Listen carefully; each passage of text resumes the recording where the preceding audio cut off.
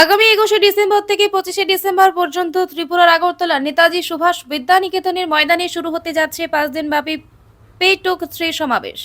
Netaji play ফোরামের উদ্যোগে আয়োজিত এই ব্যতিক্রমী উৎসবে খাদ্য প্রেমীদের জন্য নানা ধরনের আকর্ষণীয় আয়োজন থাকবে। সমাবেশের আনুষ্ঠানিক উদ্বোধন করেন আগরতলা পৌর নিগমের মেয়র দীপক মজুমদার। অনুষ্ঠানে উপস্থিত থাকবেন বিশিষ্ট অতিথিরা। শুক্রবার নেতাজি সুভাষ বিদ্যানিকেতনের মাঠে আয়োজিত এক সাংবাদিক সম্মেলনে পেটুক 3 চেয়ারম্যান রক্তিম সাহা এই ঘোষণা দেন।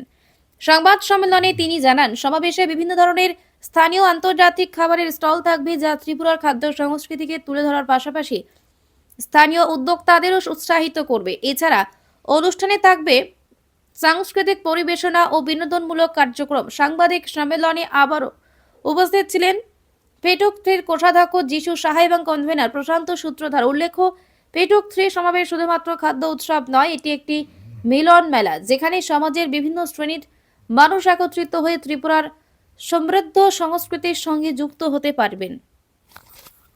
আমাদের পেটুক সমাবেশের যে আয়োজন, সেই আয়োজনের পক্ষ থেকে আপনাদেরকে সবাইকে আন্তরিক শুভেচ্ছা এবং অভিনন্দন।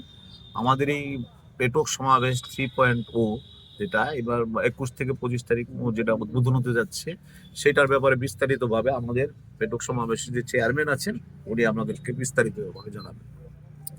নতুন খাবার যেমন জাতি ধর্ম এবং বিভিন্ন রকমের খাবার যেগুলি আমরা সাধারণত বাড়ি করে খেতে পারি না, এই পেটুক সমাবেশের যে আয়োজন, সেই আয়োজনে দর্শকরা সেই খাবারটুকু আশা করি আমরা তুলে দিতে পারবো মানে মানুষের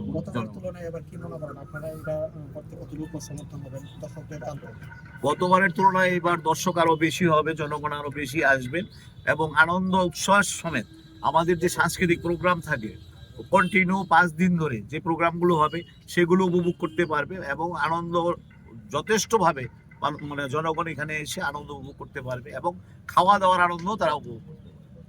আমরা লাস্টবার 50,000-এর উপরে ফুটবল পেয়েছিলাম 5 দিনে। এইবার আমাদের